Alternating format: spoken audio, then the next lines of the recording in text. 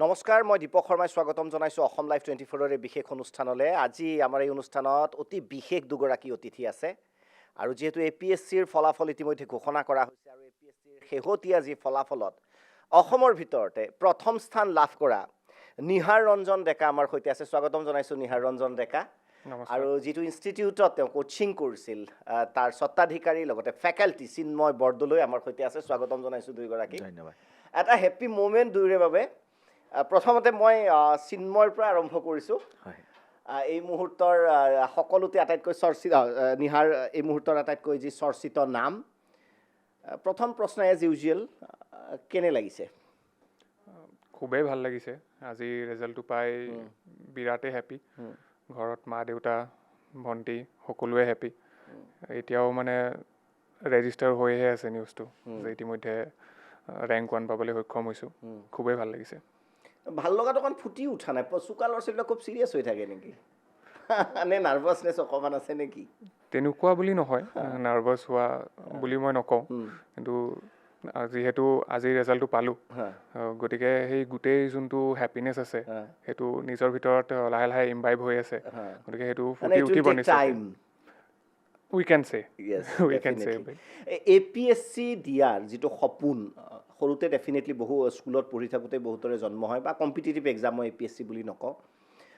নিহাৰৰ কেতিয়া জন্ম হৈছিল মনত এটা সপোন, এটা ড্ৰিম কেতিয়া বাহ লৈছিল যে মই লোকসেৱা আয়োগৰ পৰীক্ষা দিম বা মই এগৰাকী প্ৰশাসনিক বিষয়া হ'ম? হয়, ইচ্ছা মোৰ সৰুৰ পৰাই আছিলে প্ৰশাসনত যোৱাৰ প্ৰতি আগ্ৰহ এটা মোৰ সৰুৰ পৰাই আছিলে। কিন্তু কলেজৰ পৰা ওলোৱাৰ পাছতহে মই গোটেই ডিটেইলছখিনি গম পালোঁ কি ধৰণে কি পৰীক্ষাত উত্তীৰ্ণ হ'লে এজন প্ৰশাসনিক বিষয়া হৈ উঠিব পাৰি। আৰু তাৰে লগতে মই মোৰ প্ৰস্তুতি আৰম্ভ কৰিছিলোঁ। মই মোৰ বেংকত যিহেতু মই অলৰেডি কৰ্মৰত আছিলোঁ, তাৰে লগতে মই মোৰ প্ৰস্তুতি চলাই আহি যোৱা 3টা বছৰত যোনখিনি মোৰ প্ৰেক্টিছ আছে সেইখিনি কৰি ৰিভিজন কৰি পঢ়ি আজি ৰিজাল্ট পাবলৈ সক্ষম হৈছোঁ। মানে আচলতে যিটো কলেজৰ পিছতহে এইটো মনত বেছি দৃঢ় হ'ল যে মই কম্পিটিটিভ এক্সাম দিম? কলেজৰ পিছত একচুৱেলি মই ডিটেইল যোনটো গাইডেঞ্চ আছে মই সেইটো পালোঁ। যদিও মোৰ মনত ইচ্ছা আছিলে যে ড্ৰিম এটা থাকে ন স্কুলত পঢ়োঁতে যে I wanted to become like this, I wanted to become like that. সেই APSC বা এডমিনিষ্ট্ৰেটিভ অফিচাৰ ড্ৰিমটো কেতিয়া জন্ম পালে? এডমিনিষ্ট্ৰেটিভ অফিচাৰৰ ড্ৰিমটো মই ছাত্ৰ জীৱনতে জন্ম পাইছিলোঁ। কিন্তু তেতিয়া মই বিশেষকৈ গম পোৱা নাছিলোঁ এই সবিশেষবোৰ যে কি ধৰণে কি পৰীক্ষাত উত্তীৰ্ণ হ'লে হয়, কেনেকৈ আগবাঢ়িলে কি ধৰণে কি পঢ়িব লাগিব সেই ডিটেইলছবোৰ মই গম পোৱা নাছিলোঁ। চ' কলেজৰ পৰা ওলোৱাৰ পাছত যেতিয়া মই প্ৰপাৰ গাইডেঞ্চ পালোঁ, নিজেও যোনখিনি ৰিচাৰ্চ কৰি পেলাই গম পালোঁ যে এনেকুৱা ধৰণৰ পৰীক্ষা হয়, APSC CC হয়, তাৰ লগতে আমি উত্তীৰ্ণ হ'লে এজন প্ৰশাসনিক বিষয়া হৈ উঠিব পাৰোঁ। চ' তাৰ লগতে মই মোৰ প্ৰস্তুতি চলাই আহিছিলোঁ আৰু তাৰে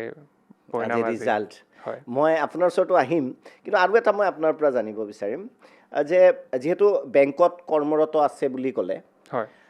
বেংকত কৰ্মৰত বা সাধাৰণতে কিয় চাকৰি পোৱাৰ পিছত বা চাকৰি এটা কৰাৰ পিছত এক্সামৰ কাৰণে প্ৰিপেৰেশ্যনৰ কাৰণে মেণ্টেলিটিটো বহুতৰ নাথাকে বুলি কয়। এটা বেলেগ পৃথিৱীত গুচি যোৱা যায়। সেইটো কেনেকৈ সম্ভৱ হয় যে এবাৰ চাকৰিও কৰি আছোঁ আৰু মই প্ৰিপেৰেশ্যনো কৰি আছোঁ? বহুতে এইটোত এটা কনফ্লিক্ট আহি যায়। মানে আমি কিছুমান মানুহ লগ পাওঁ যে মোৰো এটা ড্ৰিম আছিল, কিন্তু চাকৰিত সোমোৱাৰ লগে লগে মোৰ লাইফটোত মানে এইটো নোহোৱা হৈ গ'ল এতিয়া। সেইটো কেনেকৈ আচলতে আৰ্জটো কেনেকৈ থাকে কণ্টিনিউৱাছলি? সেইটো আচলতে আৰ্টছ বা মটিভেশ্যনতকৈ ডিচিপ্লিন আৰু কনচিষ্টেঞ্চিটো মই বেছি গুৰুত্বপূৰ্ণ বুলি মই ভাবোঁ। চাকৰি পোৱাৰ পিছত নিশ্চয়কৈ সময়ৰ নাটনি অলপ ঘটে। দৈনন্দিন জীৱনত যিহেতু অফিচৰ যিমানবোৰ কাম আছে সেইখিনিও ডিউ ডিলিজেঞ্চ দি পেলাই কৰিব লাগিব। তাৰে লগত যোনটো প্ৰিপাৰেশ্যন আছে সেইটোও ডিউ ডিলিজেঞ্চ দি কৰিব লাগিব। বেংকৰো যথেষ্ট ষ্ট্ৰিক হয়, মানে ডেফিনেটলি আপুনি পাল মাৰিব নোৱাৰে, ডিউটি আৱাৰ্ছ পূৰা কৰিব লাগিব। হয়, তাৰপিছতো টাইমটো কেনেকৈ মেনেজ হয়? আচলতে মই মোৰ গোটেই দিনটো বেলেগ বেলেগ ভাগত বিভাজিত কৰিছিলোঁ। মৰ্ণিঙতো এটা ষ্টাডি শ্লট ৰাখিছিলোঁ, কেতিয়াবা যদি লাঞ্চ ব্ৰেকত মই সময় পাওঁ তাতেও এটা ৰিভিজন শ্লট ৰাখিছিলোঁ, আৰু ইভিনিঙতো মই ক্লাছ কৰোঁ, ৰিভিজন কৰোঁ, আনচাৰ লিখোঁ। সেই তেনেকৈ আৰু ডেইলি ৱৰ্কিং ডেইজত যোনটো সময়ৰ নাটনি হয় সেইখিনি মই উইকেণ্ডছত মেকআপ কৰিবলৈ ট্ৰাই কৰোঁ, টেষ্ট লিখোঁ। সেনেকৈ সেই চাইকেলটো ৰিপিট কৰিয়ে মই পৰীক্ষাটোত আজি মানে আপুনি যিটো ক'লে হয়তো বেংকৰ যিটো চাকৰি অৱস্থাৰ যিটো ব্ৰেক টাইমতো কেতিয়াবা ৰিভিজন এটা লৈ লয়। হয়,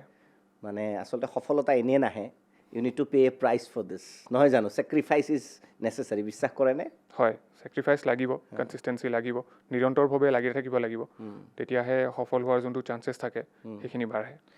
এইবাৰ SPMৰ কথা যদি কওঁ পূৰা হিন্দীত যিটো কয় ঝণ্ডে গাৰ্ড লিয়ে পুৰে তো নিহাৰৰ পৰা আৰম্ভ কৰোঁ বাকীখিনিও পাতিম হয় হয়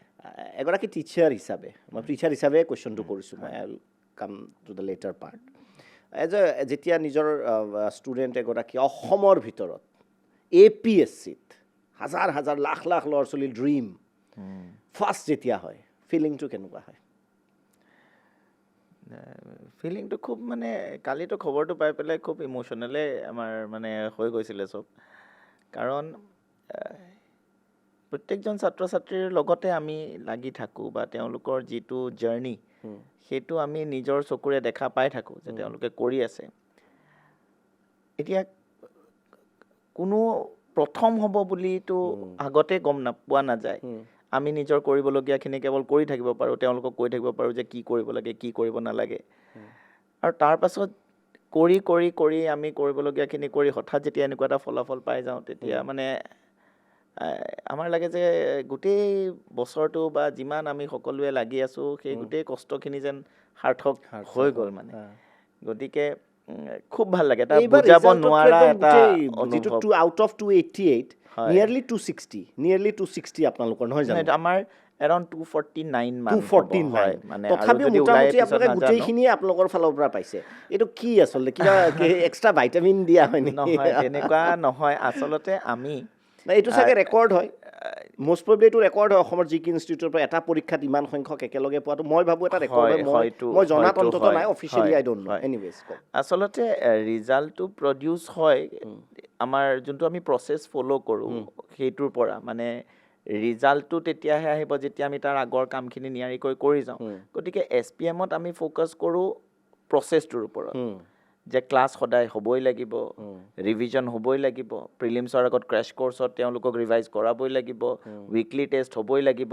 আমাৰ SPMত ক্লাছ কেনচেল হোৱা ছিষ্টেম নাই ষ্টুডেণ্টখিনিয়ে অফলাইন ষ্টুডেণ্টে যোনখিনি কৰিব তেওঁলোকে আকৌ ৰেকৰ্ডেড ক্লাছখিনিও পাব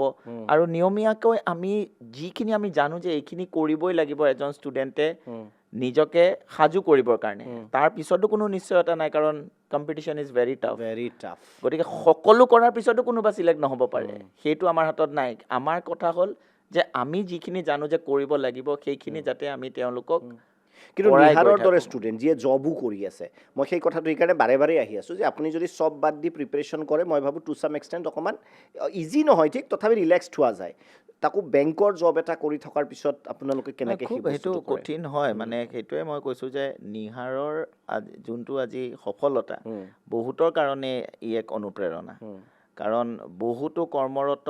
তেনেকুৱা প্ৰাৰ্থী আছে যিসকলে ভাবে যে চাকৰি কৰি ইমান সম্ভৱ নহয় বা ডাইভাৰ্ট হৈ যায় সম্ভৱ হয় নহয় প্ৰশ্নটোৰ অন্ত পেলালে নিহাৰে কাৰণ তেওঁ শীৰ্ষস্থান দখল কৰিবলৈ সক্ষম হৈছে যে ইটছ নট এবাউট পাৰি নে নোৱাৰি ফাৰ্ষ্ট ৰেংকোৱা যে আনিব পাৰি নিশ্চয় নিহাৰ এই বস্তুটোৱে এটা মানে বহুত ল'ৰা ছোৱালী আছে আপুনিও জানে বা মোৰ তাতো বহুত মেছেজ আহে যিহেতু আমিও পাব্লিক ফিল্ডত থাকোঁ বহুত ব্ৰিলিয়েণ্ট ল'ৰা ছোৱালী আছে কয় দাদা চাকৰিটোত সোমাই জীৱনটো খাই পেলালোঁ এনেকুৱা ধৰণৰ আপুনিও চাগে শুনিছে এনেকুৱা ধৰণৰ ৰিগ্ৰেট কৰে যে চাকৰিটো দাদা ফাইনেন্সিয়েল অৱস্থা বেয়া আছিল ঘৰৰ গতিকে চাকৰি এটাত সোমালোঁ এতিয়া আৰু প্ৰিপেৰেশ্যন কৰাৰ সময়ো নাথাকে সেই যিসকল ছাত্ৰ ছাত্ৰী আছে যি এতিয়া হয়তো চাকৰিও কৰি আছে আৰু তেওঁলোকে ভৱিষ্যতে সেই চাকৰিটোত ছেটিছফাইড নহয় ভৱিষ্যতে UPSC বা APSCৰ নিচিনা পৰীক্ষাত উত্তীৰ্ণ হ'ব বিচাৰে তেওঁলোকৰ কাৰণে মন্ত্ৰটো কি দিব মূল মন্ত্ৰ কি হ'ব মন্ত্ৰ বুলি ক'বলৈ হ'লে আচলতে প্ৰত্যেকজন এছপিৰেণ্টৰ ষ্টৰিটো বেলেগ থাকে সকলোৰে নিজা নিজা এটা ষ্ট্ৰাগল থাকে কিছুমানে জাষ্ট ফৰ পেশ্যন এটা জব লৈ লয় কিছুমানে যাতে ডাইভাৰ্ট নহওঁ সেইটোৰ বাবেও এটা জব লৈ লয় কিছুমানে ফাইনেন্সিয়েল ছিকিউৰিটিৰ কাৰণে লয় কিন্তু জব এটা কৰি থাকোঁতে সময়ৰ নাটনি হয় আৰু ৱৰ্কলোডো থাকে যিহেতু তেওঁলোকে অলৰেডি প্ৰফেচনেলি এমপ্লয়ড হয় চ' তাৰেও এটা ডিউটি থাকে যে সেইখিনি কামো তেখেতে ডিউ ডিলিজেঞ্চ কৰিব লাগিব কিন্তু মই ভাবোঁ যে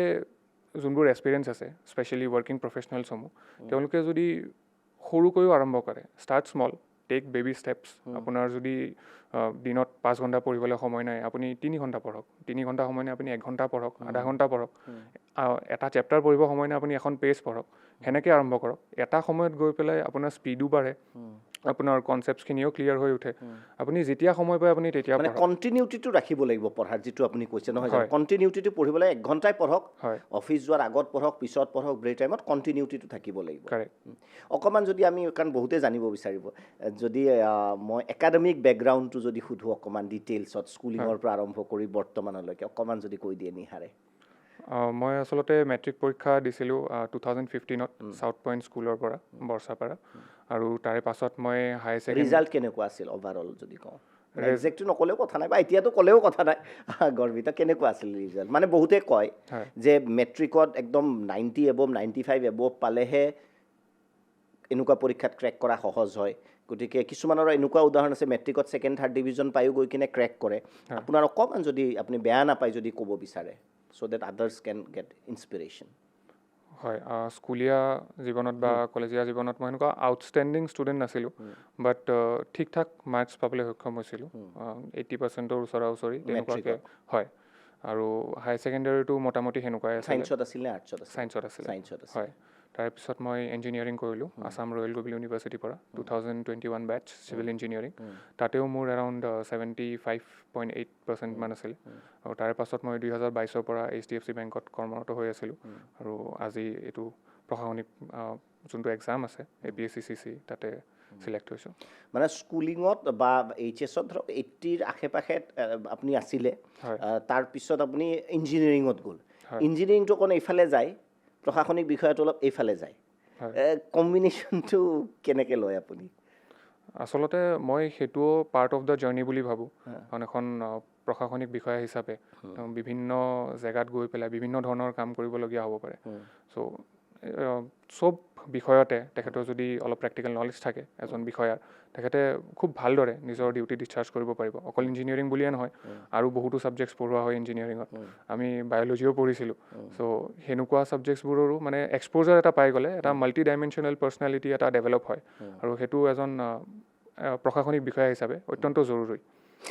ফেমিলিৰ এটা ডাঙৰ হাত থাকে সফলতাত হয় আপোনাৰ পেৰেণ্টছৰ কথা আপুনি ইতিমধ্যে এবাৰ উল্লেখ কৰিছে হয় ফেমিলিৰ আপোনাৰ গোটেই জাৰ্ণিটোত হয় কেনেধৰণৰ ছাপোৰ্ট আপুনি লাভ কৰিছিল হয় মোৰ মা দেউতা আৰু ভণ্টীয়ে মোক যথেষ্টখিনি ছাপোৰ্ট কৰিছে মোৰ আচলতে এইটো থাৰ্ড এটেম্প্ট আছিলে প্ৰথম দুবাৰত মোৰ প্ৰিলিমছ ক্লিয়াৰ হোৱা নাছিলে হা হয় প্ৰথম দুবাৰত আপোনাৰ প্ৰিলিমছে ক্লিয়াৰ হোৱা নাছিলে এইটো এটা ইণ্টাৰেষ্টিং ফেক্ট বুলি মই ভাবোঁ আৰু থাৰ্ড টাইম একদম ছুপাৰ ধমাকা হয় কওকচোন হয় হয় চ' প্ৰিলিমছ ক্লিয়াৰ নহওঁতেও মোৰ মা দেউতাই কেতিয়াও এইটো ভাবি লোৱা নাছিলে যে চাগে নোৱাৰিব বা হ'ব তুমি কাম এটাতো কৰিয়ে আছা হ'ব আৰু প্ৰস্তুতি চলাব নালাগে যোনটো কৰি আছা সেইটোতে মনোযোগ দিয়া আগবাঢ়ি যোৱা সদায় তেওঁলোকে মোৰ ওপৰত বিশ্বাসটো ৰাখিছিলে আৰু এই উৎসাহটো মোক দিছিলে যে তুমি চেষ্টা কৰা নেৰিবা চেষ্টা কৰিবলৈ কেতিয়াও নেৰিবা আৰু চেষ্টা কৰি থাকিলে তুমি নিশ্চয়কৈ সফল হ'বা গতিকে সেইখিনি যোনখিনি বিশ্বাস দিলে সেইখিনি মোৰ ছেল্ফ কনফিডেঞ্চো বুষ্ট কৰিলে আৰু মই মোৰ কণ্টিনিউটিটো মেইনটেইন কৰিব পাৰিলোঁ মই এইটো আকৌ মই কৈছোঁ যে বহুতে মেইনছত এবাৰ দুবাৰ বেয়া হয় তাৰপিছত ধৰক ৰেংক পায় বেলেগ কথা কিন্তু প্ৰিলিমছতে কি কি কেনেকৈ নিজক পিছত মটিভেট কৰিলে কাৰণ যেতিয়া প্ৰিলিমছতে আপুনি দুবাৰ নাপাব স্বাভাৱিকতে ছেল্ফ ডাউট এটা আহি যায় যে প্ৰিলিমছে যিহেতু পৰা নাই মেইনছত ক'ত যাবা ভাইভাত ক'ত যাবা সেইটো সেই ছেল্ফ যিটো মটিভেশ্যন কেনেকৈ আছিল যে মই এইটোত এচিভ কৰিম দুবাৰ প্ৰিলিমছ বেয়া হোৱাৰ পিছত হয় আচলতে যোনটো APSC CC পৰীক্ষা সেইটো আমি যিদৰে সকলোৱে জানো যে প্ৰিলিমছ মেইনছ আৰু ইণ্টাৰভিউ তিনিটা ষ্টেজত কণ্ডাক্ট কৰা হয় মই ভাবোঁ যে এই যোনটো মেইনছ পৰীক্ষা আছে বা ইণ্টাৰভিউ আছে বা প্ৰিলিমছ আছে এইটোক আমি বেলেগ বেলেগ ভাগত বিভাজিত নকৰি পেলাই এটা ইণ্টিগ্ৰেটেড এপ্ৰ'চ ল'ব লাগে এতিয়া প্ৰিলিমছটো কাষ চাপি অহাৰ বাবেই যে আমি মেইনছৰ আনচাৰ ৰাইটিং এৰি দিম তেনেকুৱা এটা এপ্ৰ'চ লোৱাটো খুব সঠিক নহ'ব বুলি মই ভাবোঁ ডেইলি আনচাৰ ৰাইটিঙৰ প্ৰেক্টিছটো ৰাখিলে এইটো মেইনছত যথেষ্টখিনি সহায় কৰে আৰু সেই মেইনছৰ যেতিয়া আমি কুৱেশ্যনছসমূহ আহিব যিহেতু ছাবজেক্টিভ কুৱেশ্যনছ থাকে আমি এনালাইজ কৰি পেলাই এটা লজিকেল আনচাৰ এটা দিব লাগে এইটো 2 পেজৰে হওক বা 4 পেজৰে হওক সেই যোনটো এনালিটিকেল এবিলিটি সেই এবিলিটিটোৱে আমাক ইণ্টাৰভিউ ষ্টেজতো যথেষ্টখিনি সহায় কৰে আৰু তাৰে এটা বেনিফিট প্ৰিলিমছতো পোৱা যায় সেইটো আমি জেনেৰেলি অনুভৱ নকৰোঁ যে মই আনচাৰ লিখি আছোঁ মোৰ MCQ ছল্ভ কৰাত কি সেয়া মানে হেল্প হ'ব কিন্তু এটা যোনটো লজিকেল থিংকিং এটা ডেভেলপ হয় যে মোক এটা ষ্টেটমেণ্ট দিছে যে মই ইয়াৰ পৰা কি ডিৰাইভ কৰি পেলাই কি বুজিবলৈ পাৰিছোঁ চ' সেইটো মানে গোটেইকেইটা ষ্টেজতে আমাক সহায় কৰে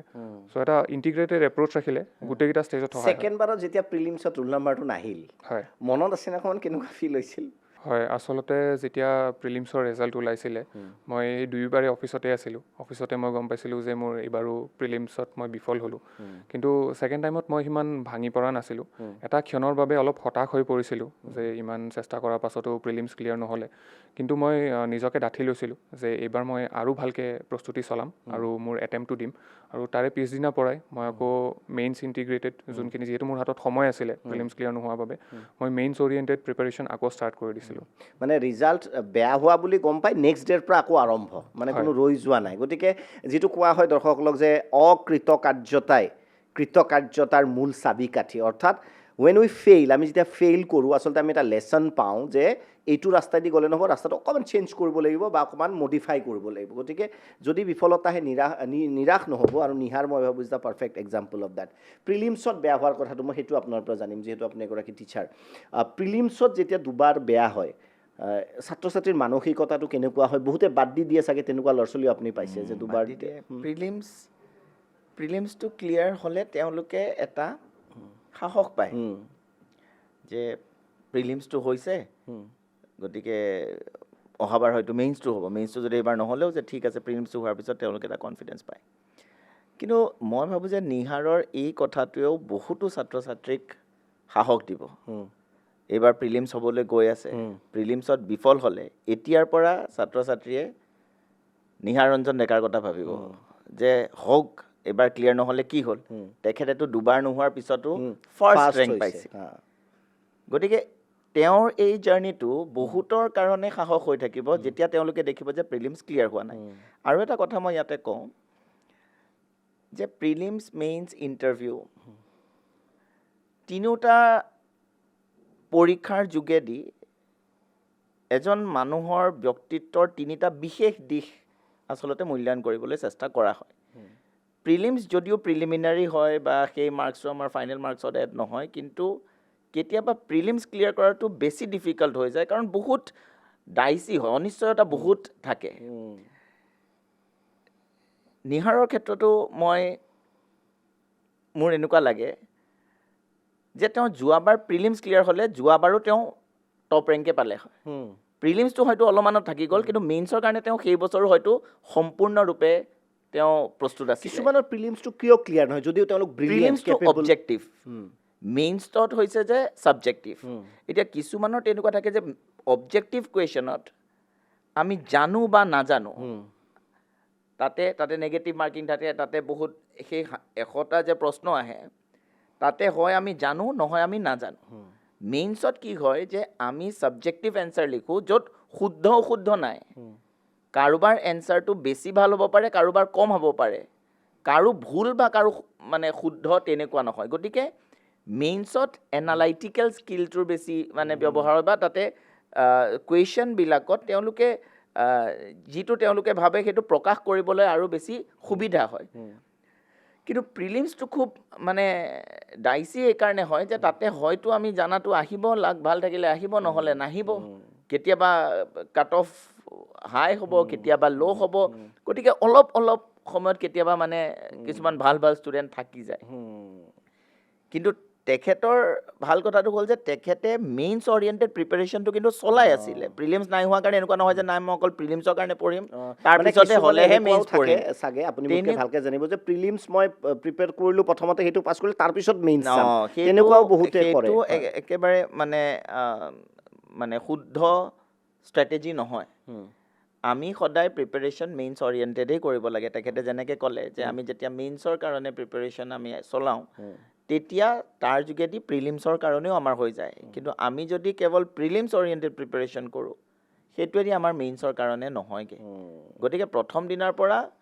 আমি মেইনছ অৰিয়েণ্টেড আমি প্ৰিপাৰেশ্যন আৰম্ভ কৰিব লাগে মেইনছ অৰিয়েণ্টেড নাই কাৰণ প্ৰিলিমছ আৰু মেইনছৰ মাজত কিমান সময় থাকে খুব বেছি 3 মাহ সেই 3 মাহত ইমানকেইটা বিষয়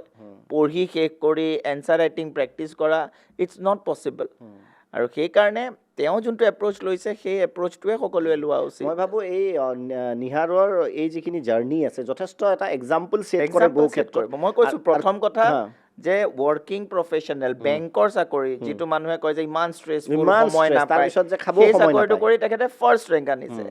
সেইটো এটা আৰু দ্বিতীয়তে তেওঁ দুবাৰ প্ৰিলিমছ Prelims ক্লিয়াৰ দিয়া। নকৰি থাৰ্ড টাইমত প্ৰিলিমছ মেইনছ একেবাৰে, ইণ্টাৰভিউ হা। ক্লিয়াৰ কৰিছে ফাৰ্ষ্ট ৰেংক মানে super ধামাকা বুলি যিটো কয়। এই জাৰ্নিটো খুব খুব ইনস্পায়াৰিং হ'ব ইনস্পায়াৰিং মানে আৰু এনেকুৱা খুব definitely উদাহৰণ মানে কম আছে কম আছে আৰু বহুতক এইটো মই কৈছোঁ নহয় নেক্সট ইয়াৰ বা তাৰ পিছৰ বছৰ এইটো ইনস্পায়াৰ কৰিব নিহাৰ বাহিৰা কিতাপ বাহিৰা মানে একচেপ্ট ইয়ৰ কাৰিকুলাম বহুতে যিটো কয় যে নিউজ পেপাৰ বা মেগজিনছ পঢ়াটো দৰকাৰী এনেকুৱা ধৰণৰ এটা থাকে সেইবোৰ ষ্টাডিয়ে কেনেকুৱা ধৰণে সহায় কৰে বা কিবা স্পেচিফিক আছিল নেকি তেনেকুৱা স্পেচিফিক বুলি ক'বলৈ হ'লে মই বাহিৰা কিতাপ পঢ়িবলৈ সিমানকৈ সময় পোৱা নাছিলোঁ যিহেতু মই অলৰেডি কৰ্মৰত আছিলোঁ আৰু যিখিনি সময় পাইছিলোঁ সেইখিনি মোৰ এই এক্সাম অৰিয়েণ্টেড কিতাপ পঢ়োঁতেই গৈছিলে তথাপিও যদি বাহিৰা কিতাপ কোনোবাই পঢ়িব খোজে কিন্তু জি কে বিলাক বা এইবিলাক ছাবজেক্ট ক'ৰ পৰা আহিব মানে সেইখিনি নলেজটো কেনেকৈ গেইন কৰা যাব আচলতে কাৰেণ্ট এফেয়াৰ্ছ হয় চিভিল ছাৰ্ভিচৰ যোনটো এক্সাম হয় তাতে চিলেবাছটো যিহেতু ইমান ব্ৰড হয় চ' বহুত ডিমাণ্ডিং এটা চিলেবাছ হয় এইটো কাৰেণ্ট এফেয়াৰ্ছৰ কাৰণে আমাৰ যোনবোৰ নিউজ পেপাৰ এনালিচিছ আহে SPMIS একাডেমিও newspaper analysis daily newspaper analysis release কৰে সেইটো ফ'ল' কৰিব পাৰে আৰু তাৰ উপৰিও যদি কোনোবাই নিজববীয়াকৈ পঢ়িম বুলি ভাবিছে যোনটো দৈনিক বাতৰি কাকত আছে সেইটোও তেখেতসকলে পঢ়িব পাৰে কিন্তু নিউজ পেপাৰখন পঢ়িলে কি হয় যোনটো ভকেবুলাৰী হয় বা যোনটো লজিকেল থিংকিং হয় আৰ্টিকুলেশ্যন স্কিলছ সেইখিনিও অলপ ডেভেলপ হয় গতিকে এইখিনি কেণ্ডিডেট টু কেণ্ডিডেট সেইখিনি ভেৰি কৰিব কাৰোবাৰ সময় বেছি আছে তেখেতে নিউজ পেপাৰ পঢ়িব তেখেতে মেগাজিনো পঢ়িব কাৰোবাৰ যদি সময় কম আছে তেখেতে নিউজ পেপাৰ এনালিচিছ চাই পেলাই বাকীখিনি সময় আনচাৰ ৰাইটিং কৰক ৰিভিজন কৰক চ' এপ্ৰ'চটো পাৰ্চন বাই পাৰ্চন ভেৰি কৰিব পাৰ্চন মানে এইটো ভেৰি কৰে যে একজেক্ট ফৰ্মুলা তেনেকুৱা নাথাকে হয় গতিকে মই সুধিছোঁৱে যে বহুতে এতিয়া সুধিব বা এইটো কমন কুৱেশ্যন থাকে আচলতে যে কিমান ঘণ্টাৰ প্ৰিপেৰেশ্যন লাগে আৰু কিমান সময় কিমান ডিউৰেশ্যন আৰু পাৰ ডে কিমান আৱাৰমান প্ৰিপেৰেশ্যন লাগে to achieve success in APSC সেইটোৰ আচলতে একো ধৰা বন্ধা পেৰামিটাৰ নাই যে কোনে কিমান ঘণ্টা পঢ়িলে ছাকচেছ গেৰেণ্টি হৈ যাব চ' গেৰেণ্টি বুলি ক'ব গ'লে নিহাৰৰ কিমান আছিল ষ্টাডি আৱাৰ্ছ মই সেনেকৈ মানে অফিচ যোৱাৰ আগতে 2-3 ঘণ্টা অফিচৰ পৰা আহি ছেইম 2-3 ঘণ্টা আৰু ৰিভিজন কেতিয়াবা আধা ঘণ্টা 45 মিনিট আফটাৰনুন মানে এভাৰেজ বেছিছত 4 পৰা 5 ঘণ্টা হয় এক্সামৰ আগত সেইটো বাঢ়ি গৈছিল ডেফিনেটলি এমাহমান আগত হয় এক্সামৰ আগত মই লিভ লৈ পেলাই অলপমান সময়টো বঢ়াই দিছিলোঁ আৰু যিহেতু তাতে মেইনছত যথেষ্টখিনি লিখিবলগীয়া হয় আৰু এখন পেপাৰ আপুনি 3 ঘণ্টা লিখিব লাগে এনেকুৱাকৈ 2খন পেপাৰ থাকে চ' দিনটোৰ ভিতৰত আপুনি 6 ঘণ্টা কেৱল লিখিবই লাগিব চ' সেইটো হিচাপতো মই প্ৰস্তুতি চলাইছিলোঁ আৰু ৰিভিজন আৰু আনচাৰ ৰাইটিং প্ৰেক্টিছ এই গোটেইখিনিকে বিভাজিত কৰি পেলাই সময় দিছিলোঁ ৰুটিন এটা আছিল ডেফিনেটলি এক্সামৰ আগত হয় ৰুটিন আছিলে ৰুটিনটো আপুনি ফ'ল' কৰিছিলে হয় মানে এক্সামৰ এমাহ দুমাহ আগলৈ ধৰক 3-4 ঘণ্টা 5 ঘণ্টা হয় তাৰপিছত 10-12 আৱাৰ্ছমান আপোনাৰ পঢ়া হৈছিলে চাগে যিমানখিনি ডিমাণ্ডিং হয় মই যদি ভাবিছোঁ যে মই আজি 2খন টেষ্ট ছিৰিজ লিখিব লাগে সেই 2খন লিখা মানে দিনত 6 ঘণ্টাটো স্পেণ্ড হ'বই ত' তাৰে উপৰি যদি মোৰ কিবা ৰিভিজন কৰিব লগা আছে যে মই আজি এইটো ছাবজেক্ট ৰিভাইজ কৰিম চ' সেইটো ছাবজেক্ট মই ৰিভাইজ কৰিছিলোঁ সময়ৰ ধৰা বন্ধা একো নিয়ম নাই কিন্তু যোনখিনি ডেইলি টাৰ্গেট এজন কেণ্ডিডেটে নিজৰ বাবে বাছি লৈছে সেইখিনি যাতে ডেইলিভাৱে তেওঁলোক কমপ্লিট কৰে এতিয়াতো ফাইনেলি এটা ডেষ্টিনেশ্যন লাইফৰ আহি গ'ল তাৰপিছত আকৌ এটা নতুন জাৰ্ণি বিগিন হ'ল লাইফ ইজ লাইক ডেট যে আপুনি এটা ডেষ্টিনেশ্যন পাব দেন ছামথিং নিউ বিগিনছ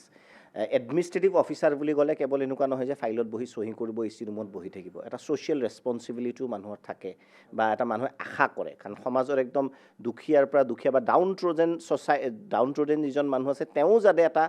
কিবা এটা ন্যায় লাভ কৰে বা আপোনাৰ কেপাচিটিত আপুনি দিব পাৰে গতিকে আপুনি সেইটো কেনেকৈ চাই ছ'চিয়েল যিটো responsibility as a administrative officer as a bureaucrat how you see it কেনেকৈ চাই আপুনি বিউৰ'ক্ৰেটৰ যোনখিনি কাম থাকে সেইখিনি মাল্টি ডাইমেনশ্যনেল হয় তেখেতে ফিল্ড আৰু ডেস্ক দুইটা কামতে খুব ডিলিজেণ্টলি নিজৰ যোনখিনি ডিউটি আছে সেইখিনি সম্পূৰ্ণ কৰিব লাগিব মই ভাবোঁ যে ফাইল অৰিয়েণ্টেড যোনখিনি কাম থাকে সেইখিনিও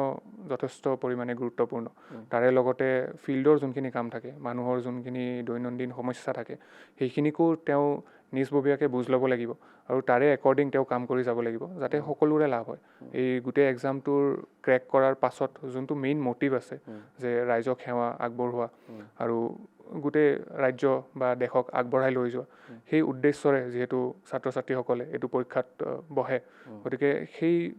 গ'লটো যাতে ৰিয়েলাইজ কৰিব পাৰে সেইটো দিশতে আমি সকলোৱে কাম কৰি যোৱা উচিত। এটা মোৰ মাইণ্ডত জাষ্ট কুৱেশ্যন আহিছে, যিহেতু আপুনি ভালকৈ পঢ়ি শুনি ইঞ্জিনিয়াৰিঙৰ পিছত APSC পাইছে, সময় যথেষ্ট আছে, এক্সপিৰিয়েঞ্চ হ'ব, আৰু আমি আশীৰ্বাদ কৰিছোঁ যে টপ মষ্ট পজিশ্যন যিমান আছে আপুনি যাওক, আপুনি সেইটো আমাৰ ফালৰ পৰা গুড উইচেছ আছে। কিন্তু কেতিয়াবা ধৰি লোৱা হ'ল এটা মই থিয়ৰিটিকেল কুৱেশ্যন এটা আপোনাক মই কৰিছোঁ, মাইণ্ডত কিবা কিবি চলি থাকিব ডেফিনেটলি। ছাপ'জ কেতিয়াবা এনেকুৱা এটা কাম আহে হুইচ ৰুল চেজ ন'। ধৰক এজন দুখীয়া মানুহ আহিছে, ৰুলে কৈছে যে এইটো কাম আপুনি কৰি দিব নোৱাৰে, কিন্তু ছ'চিয়েল ৰেছপনচিবিলিটি, মৰেলিটিৰ ফালৰ পৰা এজ এ হিউমেন বিং, হিউমেনিটিৰ এংগেলৰ পৰা সেইটো কাম আপুনি কৰিব লগা হ'ব মানুহজনৰ, ছাপ'জ আপুনি তেতিয়া কোনটো চুজ কৰিব বুলি ভাবে? বিউৰ'ক্ৰেচিত আচলতে টু আৰ্লি, বাট জাষ্ট মই আপোনাক এটা মানুহে আপোনাৰ মেণ্টেলিটিটো কেনেকুৱা, মানুহে জাষ্ট ধাৰণা এটা দিব বিচাৰিছে, which thing we will choose. নিয়মে নকয় যে মানুহজনক সহায় কৰিব নালাগে, কিন্তু হিউমেনিটিয়ে কয় যে সহায় কৰিব লাগে, কি ক'ব? হয়, আচলতে এজন এডমিনিষ্ট্ৰেটৰ বা বিউৰ'ক্ৰেটৰ যোনটো কাম থাকে সেইখিনি কাম আচলতে লেটাৰ আৰু স্পিৰিট এই দুইটা বস্তুতে মনত ৰাখি পেলাই তেওঁ নিজৰ ডিউটিটো আগবঢ়াব লাগিব। লেটাৰে যদিও কয় যে এইটো ক্ষেত্ৰত মই হয়তো কাৰোবাৰ সহায় কৰিব নোৱাৰোঁ, বাট এই গোটেই কামটোৰ বিউৰ'ক্ৰেচিৰ এডমিনিষ্ট্ৰেশ্যনক, যাক ইণ্ডিয়া ষ্টিল ফ্ৰেম বুলিও গণ্য কৰা হয়, এইটো স্পিৰিটটোৱে হ'ল যে মানুহক যাতে সহায় কৰে। একদম আন্তঃয়োদয়াৰ যোনটো কনচেপ্ট আছে যে একদম লাষ্টত থিয় হৈ থকা মানুহজনৰো সহায় হ'ব লাগিব, গতিকে সেইটো দিশ মনত ৰাখি পেলাই মোৰ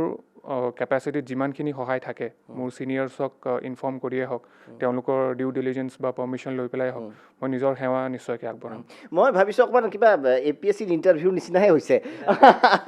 এনিৱেজ, তুমি ইমান ছিৰিয়াছ আচলতে, সেইকাৰণে নিহাৰৰ যিহেতু আপুনি আগৰ পৰাই জানে, এই ছিৰিয়াছনেছটো ক্লাছতো থাকে নে? কাৰণ মই মানে আচলতে মানে ইমান মানে ধুনীয়াকৈ আনচাৰটো দিছে যেন তেওঁ কোনোবা তেওঁৰ কথাখিনি আপোনাৰ শুনিলে শুনি থাকিব মন যাব। বৰ্ডৰ আগতহে আনচাৰ দি আছে। এই প্ৰচেছটো মই কাৰণে কওঁ যে চিভিল ছাৰ্ভিচৰ প্ৰচেছটোৱে ইমান ডিমাণ্ডিং হয় যে এই প্ৰচেছটোৱে এজন অফিচাৰ ইতিমধ্যে বনাই দিয়ে, ৰিজাল্টটোৱে ফাইনেল ষ্টেম্পটোহে মাৰে, কিন্তু তেওঁলোকৰ সেই ষ্ট্ৰাকচাৰ্ড ৱেত তেওঁলোকে ভাবিবলৈ শিকে। প্ৰশ্ন এটা সোধাৰ লগে লগে তেওঁলোকে জানে যে এইটো প্ৰশ্নত এনেকুৱাকৈ, কাৰণ এনচাৰ ৰাইটিঙতো আমি তেনেকেই লিখোঁ যে মানে এজন প্ৰশাসনিক বিষয়া হিচাপেও তেওঁ সেই এটা মানে সংযম তেওঁ সদায় মানে বৰ্তাই ৰাখিব লাগিব, আৰু সেইটো তেখেতৰ ব্যক্তিত্বত প্ৰকাশ পায়। এই প্ৰস্তুতিটোৱে এনেকুৱা মানে, আৰু সেই তেনেকুৱা ধৰণৰ ব্যক্তিত্বৰে প্ৰয়োজন হয় যে কোনো ক্ষেত্ৰত বহুত বেছি ফূৰ্তি হ'লেও বহুত বেছি উৎফুল্লিত নহয়, কিবা দুখ হ'লেও বহুত বেছি একদম কাম, মহাদেৱৰ নিচিনা, যিটো মহাদেৱে কয় যে গতিকে এইটো মই ভাবোঁ যে এই প্ৰস্তুতিটোৱেও বহুতখিনি মানে তেনেকৈ আমাৰ চিন্তাধাৰাত এটা প্ৰভাৱ পেলায়। আমি যিকোনো এটা বস্তুৰ ভাল বেয়া দুয়োটা দিশ, যেতিয়া চিলেকশ্যন হয় নলেজটোতো থাকিবই, সেইটো কাৰণ মেক্সিমামৰ নলেজ নাথাকাকেতো আৰু পৰীক্ষা দিব নাযায়। অভাৰঅল যিটো ব্যক্তিত্বও নিশ্চয় চাই চাগে, এটা প্ৰতিফলিত হয়। ব্যক্তিত্ব মূল্যায়নৰ কাৰণেই আচলতে ইণ্টাৰভিউটো আছে। ইণ্টাৰভিউত যেনেকুৱা ধৰণৰ প্ৰশ্ন কৰা হয়, it's not like a quiz যে শুদ্ধ উত্তৰ দিলে মাৰ্কছ পাব, ভুল উত্তৰ দিলে মাৰ্কছ কাটা যাব। It's not a quiz, it's basically a conversation. কথা পাতি তেওঁ কি ভাবে বিভিন্ন বিষয়ত, এতিয়া অপিনিয়ন বেছড কুৱেশ্যন, যিটো কুৱেশ্যনৰ কোনো ভুল শুদ্ধ নাথাকে, কেৱল জানিব বিচাৰে যে তুমি কি ভাবা এইটোৰ বিষয়ে। তেওঁ যিখিনি কথা ক'ব তাৰ পৰা সেই ব্যক্তিজনৰ ব্যক্তিত্বটো মূল্যায়ন কৰা হয়। আমাৰ ইয়াতে মক ইণ্টাৰভিউ হয়। মক ইণ্টাৰভিউৰ সময়ত বিভিন্ন আমাৰ মানে ৰিটায়াৰ্ড বিউৰ'ক্ৰেটছ আহে, তেওঁলোকে ইণ্টাৰভিউ লয়, আৰু তেওঁলোকেও তেনেকুৱা ধৰণৰ প্ৰশ্ন সোধে। সেই প্ৰশ্নত যেনেকুৱা ধৰণৰ উত্তৰ কৰে তাৰ ওপৰত ছাজেশ্যন দিয়া হয় যে এইটো এনেকুৱাকৈ নকয়, এনেকুৱাকৈ ক'লে আৰু ভাল হয়। কিন্তু মই যেনেকৈ ছাত্ৰ ছাত্ৰীসকলক কওঁ যে প্ৰস্তুতি যেতিয়াৰ পৰা আৰম্ভ হয় তেতিয়াৰ পৰাই we should start preparing for interview. তাৰ মানে এইটো নহয় যে মই তেওঁলোকক কৈছোঁ যে মক ইণ্টাৰভিউ এপিয়াৰ কৰিব লাগে প্ৰথম দিনাৰ পৰা। মই কৈছোঁ যে প্ৰথম দিনাৰ পৰাই নিজৰ ব্যক্তিত্বৰ ওপৰত কাম কৰিবলৈ আৰম্ভ কৰিব লাগে। ব্যক্তিত্ব এমাহ দুমাহত গঢ় লৈ নুঠে, বা এটা ৰাতিৰ ভিতৰত আমি নিজৰ ব্যক্তিত্ব সলনি কৰি দিব নোৱাৰোঁ যে মেইনছ ক্লিয়াৰ হ'ল এতিয়া মই মোৰ পাৰ্চনেলিটিটোৱে সলাই দিম। সেইটো পচিবল নহয়। সেইটো এটা নহয় এটা সময়ত ওলাই পৰিব যদি, কাৰণ আপুনি ইণ্টাৰভিউত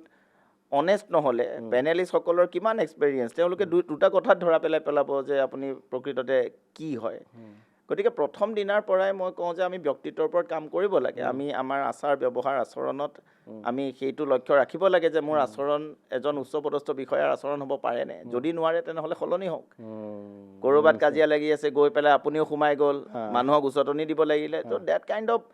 behaviour is not expected from an aspirant গতিকে সেই কথাবিলাক প্ৰথম দিনাৰ পৰাই মই কওঁ যে লাহে লাহে ছাত্ৰ-ছাত্ৰীয়ে- মানসিকতাটাও চেঞ্জ কৰিব অঁ, লাগিব যে মানে এজন অফিচাৰে এজন প্ৰশাসনিক বিষয়াই কেনেকৈ কথাবিলাক চাব লাগে ভাবিব লাগে ক'ব লাগে নিজৰ কথা কেনেকৈ ৰাখিব লাগে এইবিলাকৰ ওপৰত প্ৰথম দিনাৰ পৰাই কাম কৰা উচিত আৰু নিহাৰৰ ব্যক্তিত্বত আপুনি সেইটো দেখিবলৈ পাব যে তেওঁ readymade officer আৰু। তেওঁ আচ্ছা, জানে নিশ্চয়, কেনেকৈ কি নিহাৰ। ক'ব লাগে